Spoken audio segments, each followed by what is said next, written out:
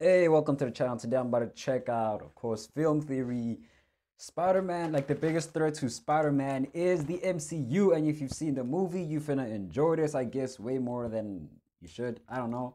And yeah, I've said it before. I think I did release a review, but without any spoilers. So if you haven't, what the fuck are you doing here? Because you haven't seen the movie, and secondly, yeah, it is what it is. So yeah, with that said, if you enjoyed the video, let me know which other video to check out. And hold on, let me see, in what way could the MCU be the biggest threat to Spider-Man? Because if anything, it would low-key be the other way around. If I don't know, okay, Peter's canon events already happened, I guess would Aunt May count as a canon event? I guess she would, because what's his name, a lot of the Spider-Man lost somebody. Like Peter Parker lost Aunt May, yada yada. But would you consider Andrew Garfield's canon event also Gwen? Did Gwen also have to die? Because I think a canon event should be one event, but that was never specified. So was Gwen dying a canon event? Because they showed a lot of Uncle Ben moments, right? They never really showed anybody else. And then because Miles had already lost Uncle Aaron, so I could see why that could be a canon event. But why did also his father have to be a canon event as well? Because they didn't really specify if there was more or less, so maybe there is more. And also the timeline of that Miles Morales, which I'm assuming that he was supposed to be the Spider-Man of that universe, but I guess maybe I'm tripping, maybe probably not, but I'm guessing most likely he should have been. And his canon events happened where his father died. So does that mean that Uncle Aaron was never a canon event? He just happened to be in the way, uncle. So it's not really following a pattern of uncles, because also Gwen's canon event was Peter, but then also she was worried that it was gonna be her father, but then her father just, so like it means somebody has to lose their life, but it doesn't specify who and how many have to. Because that guy, Captain Singh, was supposed to. I don't know. It's a whole thing. It's a whole thing. I'm gonna get into it later on. I'm probably gonna ask a question in hopes for answers, but yeah. So with that said, let's hop into it, and hopefully, I guess, bros, finna Mad Pat is gonna figure it out. You know, in a movie that's wild enough to include a T-Rex Spider-Man, a cat Spider-Man, a Lego Spider-Man, Yep. and Peter parked car the Wait, Spider-Mobile, I think what? they'd be smart enough to include literally the single best Spider-Man ever put to screen. I am, of course, talking about Spider-Man, the Japanese Oh, okay. Sentai Spider-Man with the single bbest costume, a giant robot. He's also got himself a theme song that slaps.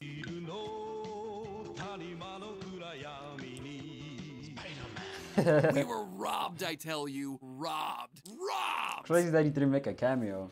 Because there were theories that he was gonna Hello, supposed to make an Internet. Welcome appearance. to Guess Film not. Theory, the show that'll put its hand on your shoulder and say, hey. So, Spider-Man's kind of in an interesting spot in cinema, isn't he? The whole franchise has some of the best as well as some of the worst superhero movies ever made, even if the memes are always top shelf. Look at little Goblin Jr. Cry. But one movie I don't think anyone saw going as hard as it did, Hey, bro, 2018's part 2, animated yeah, that shit Into was the Spider-Verse, crazy. telling the story of Miles Morales as he takes up the mantle of Spider-Man after his Peter Parker is killed. Thankfully, he gets himself a ton of help figuring out what to do in the form of spider people from various different universes dragged into Miles' dimension by the movie's big bad. What felt like it could easily have been a cynical cash grab turned out to exceed everyone's expectations. It's considered to be one of the best, if not the single best Spider-Man movie ever made. It's beloved That's critics, debatable. made a killing at the box That's office. debatable. It won all the awards. So when we all heard that it was getting a pair of sequels and Across and Beyond the Spider-Verse, let's just say that those movies had a lot to live up to. And thankfully, the recently released Across the Spider-Verse It is did. great. Seriously, when this movie first got teased, I was concerned that it was just going to turn into a cameo fest with too much fan service. And while it did lean in more on the cameos and fan service than the previous one, it also managed to be a worthy sequel to one of the best Yeah. superhero films ever made. Even if that cliffhanger at the end did leave me a little bit disappointed. Oh, okay, no, okay. Not disappointment in like a terrible sense, but more like, bro, thing is, I was like, oh shit, they're about to fight, they're about to box, like Miles Morales. I even did a whole edit who I believe would win. Because if they fought one-on-one, it's gonna go down in two ways. Either A, they will fight, yada yada, then plot happens, bullshit happens, and somehow Miles ends up winning. I don't want to say somehow, but Miles ends up winning. Cool. Or secondly, they're gonna box and they're gonna mix the F out of Miles, and then Gwen finna come in clutch. So like if they had fought like one-on-one, I see the Prowler Miles winning, unless I guess Miles is bloodlusted. Thing is, I don't think he has as much experience, but then again, he didn't really show any feats. But I feel like he has he's more skilled, better experience because that's a universe without Spider-Man. So of course he had to grow up within these conditions. So of course he really was like Prowler for the longest time, in my opinion, being trained by Uncle Aaron and shit. So if they fought 1v1, I see Prowler Miles winning, if I'm honest. And then Gwen is gonna come in clutch, or he's gonna plot his way and just zap him or something. I don't know, something. So yeah, I thought they were gonna fight. I was like ready for it, and then just fade to black immediately. Movie, but just one with the theaters that I saw it in having really bad audio mixing. I had a hard time hearing a lot of Gwen and Hobie's dialogue. That's at various unfortunate. points. I thought it was just a me thing. You know, I am getting older these days and my hearing's going. But then I started seeing other people bringing it up online. Anyway, here's hoping that they get the whole thing resolved. Even considering those minor hiccups, though, the movie was a visual masterpiece, throwing us into multiple new universes and showing us literal hundreds what is his of name? new Spider-Man, Ben each Reilly? with their own Ben unique Reilly, visual yeah. aesthetics and styles. For me, the standouts had to be Spider-Gwen's watercolor world and Yeah. the incredible 80s paper cutout animations of Yes, Spider-Man. sir. Also, biggest laugh clearly goes to the Lego universe, which turns out was animated by a 14-year-old? Kids these days, man, you guys are so talented. Without a doubt, Across the That's Spider-Verse took all crazy. the ideas from That's the first actually film and crazy. turned them up to 11. Spoiler warning for Across the Spider-Verse in case you didn't figure it out by this point. After the events of several recent movies, including Into the Spider-Verse, Spider-Man No Way Home, and Doctor Strange and the Multiverse of Madness, which, yes, Doctor Strange is specifically called out in this movie. Yeah, they Don't are. even get me started on Doctor Strange and the little nerd back on Earth 1999. Holes have started showing up throughout the multiverse. These Yes, have let sir. bad guys slip into alternate dimensions and wreak havoc. In response, Miguel O'Hara, the sci-fi Spider-Man 2099, has Huh. Weird.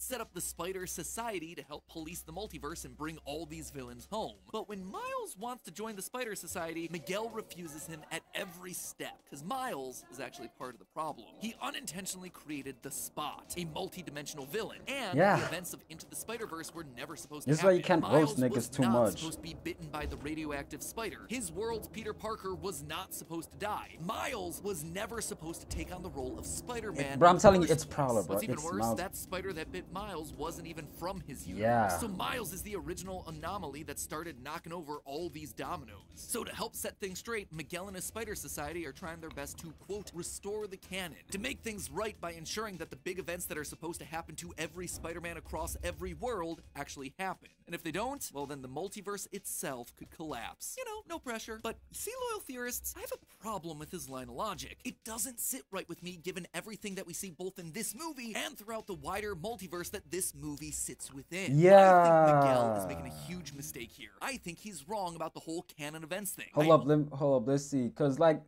is he gonna point out what I was saying earlier on with the whole Peter Parker shtick? Because also, if you think about it, like I saw a theory somewhere talking about, remember, like No Way Home, where they hopped into that timeline, but they were not glitching and shit. People on some, well, that's because they were using technology and that was magic, so it's different. But I feel like he's gonna also play into that, but I don't know. Also think he's wrong about Miles being the real danger of all of this. And that error is ultimately going to destroy everything that we love about every superhero movie if they don't set things right. We're not only looking at the collapse of the Spider-Verse here, we are looking at the end of the Marvel Cinematic Universe. So change into your Spider-Sonas, friends, and let's swing into it. Within the film, we're introduced to the idea of canon events. According to Miguel, these are fixed events in time that must happen for a universe to remain stable. Basically, it's the explanation for why so many different versions of Spider-Man across so many different stories all experience the same things. They had to happen for that universe to exist. Now, that's they crazy. don't outright give us an explicit list Yeah. of canon events that have to occur for all the Spider-Man, but they do show us images of several others within the web of life and destiny. The ones I spotted included a spider bite giving someone superpowers, the death of an Uncle Ben-esque figure, teaching Spider-Man the lesson that with great power comes great responsibility. Yep. Hold connecting up. with a love. Yes, Uncle Ben dies, but Aunt May is the one to tell Tom Holland that line? That is crazy, bro. That's insane. interest, sometimes with an upside-down kiss in the rain, a wedding to a love interest, a symbiote creating a nemesis, throwing the Spider-Man costume away, and being crushed by rubble before finding the strength to lift it. Gwen also mentions that in every other universe, Gwen Stacy falls for Spider-Man, and in every universe it doesn't work out. So that one may or may not be a canon event as well. But the big one, the one that applies the most to this particular story, a police captain. You see what I'm saying? Spider-Man dies, it's weird. By trying to save a Oh shit! I didn't realize the Amazing Spider-Man Captain Stacy died. It just hit me now. And then she was also supposed to die. But why does a captain specifically have to die? Wait, so the captain dying is the canon event? Oh no, it's just part of the list of shit that has to happen, I guess. So. Damn, that's tough. Child from falling debris. This is where the main conflict of the story comes in. Miles's dad is about to be sworn in as captain of the NYPD. And obviously, he doesn't want his dad to die, but you apparently can't bypass a canon event, and Miguel refuses to let Miles leave to save his father's life. This is something that Miguel had to learn the hard way. According to Miguel, he wanted to be happy with a family, and so he found himself a universe where that universe's version of him had been killed. He then stepped in and secretly replaced his dead self. It sounds complicated, but basically he just pulled a Rick and Morty. In fact, if we're being honest, this whole movie is just pulling one big Rick and Morty, Spider Society, Citadel of Ricks much. Not a bad thing, I'm just saying. Miguel stepping in was an issue since his death was considered to be a canon event in that timeline, leading to that universe collapsing. But aren't you also supposed to low-key be dead? Okay, for that, okay, never mind. For that universe. By the end of it all, the universe was gone, leaving Miguel devastated and determined to make sure that it never happened again. This threat also checks out in the movie too. As soon as Miles saves Captain Singing Mumbattan and bypasses the canon event there, a dark hole starts swallowing up that world. All of this sets up a great conflict between Miles and Miguel for the rest of the movie. Just like Miles, we don't want his dad to die. But just like Miguel, we don't want that universe to collapse either. Here's the thing. When I really sat down and started thinking about this, the whole canon events thing, I'm not buying it. First of all, I have a lot of questions about Miguel's story here. He claims that the universe with his family collapsed because he bypassed a canon event. So does that mean that Miguel's death was a canon event? But who then was it a canon event for? Was he Uncle Ben or the police captain in this situation? Or was he just some random guy? Was he the Spider-Man of that world? He has the powers in the title after all. Would that then mean that Spider-Man's death is a canon event? That shouldn't be the case since Miguel later yells at Miles for getting the Spider-Man of his world killed. And considering how much Marvel, Disney, and Sony want to milk this character until the end of time, something tells me that Spider-Man's death is not going to be a corporate-approved canon event that's going to happen all the time. Additionally, how many times has Miguel seen this actually happen? We only see the one instance. So is Miguel working with a data set of just one? That isn't enough test cases to make such a weird multiversal Big Brother organization that's okay with so many people dying. In short, it doesn't make sense. And the other canon events start falling apart too when you really look at them. Like, speaking of Miles getting his Peter Parker killed, didn't that disrupt every other canon event of Miles's universe? Shouldn't that universe have imploded? Or is that universe self-correcting around Miles? Given how much of an anomaly Miguel makes Miles out to be, that probably shouldn't be the case if Miguel is truly right in his hypothesis. Another easy example would be the symbiote attaching to someone and becoming a nemesis for Spider-Man. What's the problem here? Well, Across the Spider-Verse features a moment where the Spot briefly pops into the universe of the Venom movies to steal some gum. Yeah, I noticed that. I was like, that's crazy. Spider-Man in the Venomverse for Eddie Brock to butt heads with. Considering Eddie doesn't react to Spider-Man being unmasked when he briefly crossed over into the MCU during the post-credit scene for Let There Be Carnage. Another example would be Spider-Man connecting with and marrying their love interest. This problem comes with the Amazing Spider-Man films, which are directly connected to this universe through a cameo with Andrew Garfield. Sure, he fell in love with Gwen Stacy in his world, but after her death, he focuses all of his time and energy into being Spider-Man, as he explains in No Way Home. He doesn't have time for for Peter Parker stuff. That is years without a love interest, without building any sort of a relationship, without a wedding, etc., etc. And yet, as far as we can tell, the world of the Amazing Spider-Man still hasn't collapsed nearly a decade after we last saw it. Thirdly, we gotta talk about the Uncle Ben moment. This death is supposed to be a massive world-shaking event that sets Spider-Man on his path, teaching him all about power and responsibility. No, it doesn't literally need to be a Ben Parker who dies. For Miles, it was Uncle Aaron. For Gwen, it was her friend. For Miguel, it looks like it was his daughter. But here's the issue that I find with all of this. Tom Holland's Peter Parker operates as Spider-Man in the MCU for literal I said this at the beginning because if King Uncle Ben was the one that said with great power, like, wait, did he not have that moment with Uncle Ben? Because maybe it's something that Uncle Ben always said, but she wasn't even on some like your Uncle Ben said. No, she just dead ass was like, nah, bro, it's my shit now. Like I just bit his floor because he bit the dust. So I'ma say it for you because he said ever since Uncle Ben died and yada yada yada. So like, did he not get that speech, or he did and it hit harder because it came from Aunt May? So was Aunt May also his canon? I mean, it was his canon. It the fucking rules are damn. They gotta because Uncle Ben was the canon event. So would she be also considered a canon event because they didn't say anything about Aunt May's dying or having to die? They will eventually die, but not to fucking timelines. I definitely, but Uncle Ben or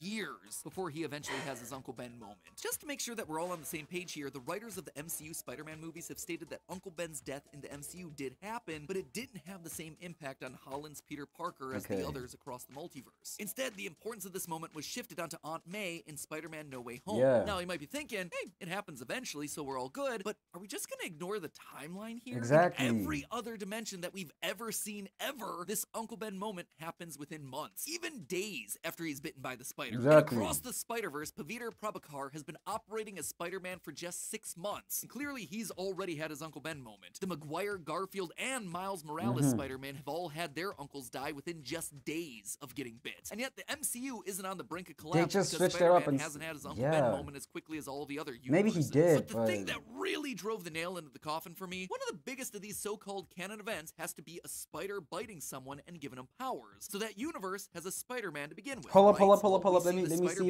if I know my Spider-Man shit. Let's see. Was there anyone that got? Not anyone I can think of, but for some reason I'm thinking of somebody like it's a lady or girl, but she wears white and red. I forgot her name.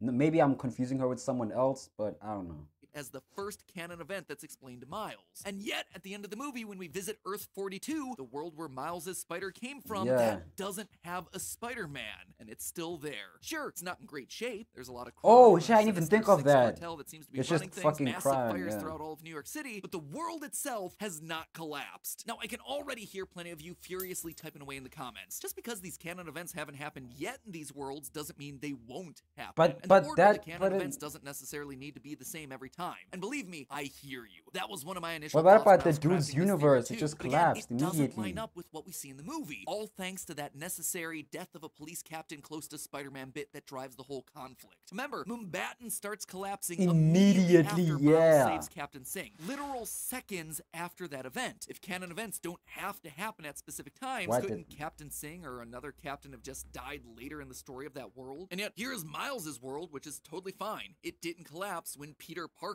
died. All of this tells me that what the movie says about canon events and the fallout of breaking canon is wrong. Miguel has misidentified the problem. What we're seeing in these movies isn't the breaking of canon, it's incursions, just like we've been seeing in the Marvel Cinematic Universe. And that is way, way worse than any of these Spider-Men think it is. Now, if you dropped off the main MCU after Endgame, you might not know what I'm talking about here. We first learn about incursions in Doctor Strange in the Multiverse of Madness, when Strange is brought before the Illuminati of Earth 838. Even your arrival here confuses and destabilizes reality. The larger the footprint you leave behind, the greater the risk of an incursion. Basically, when people from one universe cross into another, the two universes start getting pulled together. Everything starts breaking down until at least one of the universes is torn apart at the seams, killing everyone in it. Sounds familiar, doesn't it? This is an incursion, and they are no joke. We see what's left of a universe after its incursion, and it's a wasteland. It is a void of nothingness. This is such a big threat that the Illuminati think Doctor Strange merely existing in their universe is a major risk, and that he needs to be dealt with. But hold on, why am I connecting this movie to the MCU? Sony is the one that's making the Spider-Verse films, not Marvel. That's correct. But Spider-Verse goes well out of its way to make sure that there is a connection established to the MCU. And it's not a blink and you miss it cameo or offhanded reference either. Like I said at the top of the episode, Miguel straight up references the events of No Way Home and Multiverse of Madness within the first 15 minutes of this movie. Don't even get me started on Doctor Strange and the little nerd back on Earth 1999. Earth 1999 is a designation of the MCU in Marvel multimedia. First called out in the official handbook of the Marvel Universe A to Z, No Way Home connected the older Sony films to the MCU multiverse, so the projections of both Andrew Garfield and Tobey Maguire's Spider-Man also connect this movie to them too. Yeah. The Spot briefly visits Mrs. Chen from the Venom movies, a world also connected through No Way Yeah, Home, yeah, and No Way Donald Home. Glover cameos as a variant of Also, Uncle yeah, Aaron suited up as Homecoming. the Prowler, the same role that we see him play in the MCU. But the linchpin I that love this 100% one right slots there, this bro. into the Just Marvel impressive. Cinematic Multiverse now, when Miguel begins his explanation of the Spider-Verse to Miles, he projects a simulation of the multiverse, one that looks exactly like how the multiverse has been portrayed throughout the MCU. And I'm not just talking, oh, it kinda Isn't that looks from like it if you Loki- squint at it, I Loki guess. type This shit? is exactly the same Yeah. glowing, glimmering white threads branching off into multiple timelines, just like what we saw in Loki, Loki, yep. just like what we saw in Quantumania. Having all of these connections to the MCU, positioning this as part of the wider Marvel Cinematic franchise, means that we have to bring in the MCU logic here. Sony can't have their MCU cake and eat it too, even if they do buy 2 cakes. If people from one universe proud. crossing over into another universe is something that causes incursions, that is what we're seeing in this franchise. And it explains everything. It solves all of the issues that we've been having. When Miguel crossed over into that other universe where he died so he could live a happy life with his family, he caused that world to be erased through an incursion. It explains why Earth 42, the world without a Spider-Man because our Miles got bit by its spider, is totally fine despite it breaking canon. No extra dimensional visitors have spent any significant time there, thereby avoiding an incursion. But It not by also part explains what's 3, happening in probably. Combat. Miles, Gwen, Spider-Punk, and the Spot basically destroy a massive I mean, stretch yeah, of the just city, for them leaving a being giant there, footprint so- behind. The hole that opens up in Mumbattan is the beginnings of an incursion, one that the Spider Society is arguably making worse fair by enough, trying to damn. fix. And that's the bitter irony in all of this. In Miguel's desire to try and fix the problem that he wrongly identifies as breaking the canon, what's he do? He gathers Spider people from across the multiverse into one place, and then he sends them on missions to realities that aren't their own. Every single time that he does that, the Spider Society is risking another massive series of these universe-ending events. In short, by trying to help the situation, by forcing things to fit a proper mold, to be the right, correct way, Miguel has made it exponentially worse. Not only increasing the risk of incursions happening throughout the multiverse, but by indoctrinating a literal army of spider people into simply I called it. Did I not call it at the beginning where you say, you know, Spider-Man's biggest threat is the MCU, but and I said technically it would be the other way around because of that type of energy. And would you look at that? I called that hoe unless I misread it, but I fucking called that hoe, bro. Fucking Spider-Man is the biggest threat to the MCU, well, Spider-Man at this point, so. standing by while innocent victims die, all in preservation of things being done the right way, the correct way. And thematically, this theory makes a lot of sense. The story that I suspect that the Spider-Verse franchise is trying to tell us is that anyone can be Spider-Man, but that everyone is gonna be doing it their own way. Everyone is gonna be doing it a little differently. Nah. Everyone's gonna carry I'ma that do my own responsibility way. differently. But that doesn't mean that they're doing it wrong. You are your own person, and you can choose your destiny. You are not the product of a bunch of events that came before you. Miguel getting angry at Miles for messing up how things are supposed to happen, yelling at him because he's not supposed to be a Spider-Man, that could be a stand-in for a lot of the audience resistant to change. An audience who wants to see the same stories playing out over and over again the right way. Or it can also be a stand-in for where we are in society today, where certain classes of people are allowed to do things with their lives that others aren't just because they're right or correct. Just like how certain people can and can't be Spider-Man in Miguel's eyes. But Miles turns that entire idea on its head. Being told that he isn't supposed to be Spider-Man gives Miles the freedom, the permission to stop trying to be Spider-Man, to stop trying to think about what Peter Parker or Miguel O'Hara or Gwen Stacy would do, and instead to just be himself, to just be Miles. Like he says in this moment, everyone keeps telling me how my story is supposed to go. I'm gonna do my own thing. That right there, that is the most heroic lesson that any Spider-Man across any of the universes can possibly teach. But hey, being Spider-Man has to be rough on the body, especially with that summer heat coming up. Miles, Peter, Gwen, Miguel, they all need to stay hydrated to make sure they can fight regardless of the universe that they're in. And it's never been easier to do that than with today's sponsor, Air Up. If you've been watching... Alright, shout out. That's just a theory, a film theory, and I fumbled it. Oh, damn, that had me gassed. That, I don't know, hit me with the whole nostalgic blow, low-key, because just Spider-Verse was just a fucking beautiful experience. That message, I never even thought of that. Like, I never thought Miguel was supposed to, or could have been a stand-in for a certain audience who prefer, like, you know, the generic Spider-Man story, you know, Aunt May, yada yada yada, because people were not, you know, ready for Miles, and that's okay, because a lot of people, I won't say like, I don't, not like majority, but like a lot of people don't really F with Miles because they're like, nah, bro, he ain't Peter Parker type shit. So it's like, I'm like, all right, man, shit, all right, man, that's you, bro, that's you, you do you, I don't care. So yeah, bro, I really enjoyed that whole, and yeah, man. So I don't know what else to say because I guess I already said whatever I needed to say through the videos, and yeah. So yeah, man. Oh yeah, I was gonna say something like racially motivated. If you saw the look I did at the end, where it's like, not ready for Miles, I was like, all right, but I was just playing. So yeah, that's it. If you enjoyed the video, if you like, comment, share, let me know what you video check out. I'm gonna do so. But for now, I'm gonna see you guys when I see you guys. So see ya. I'm gonna do that now.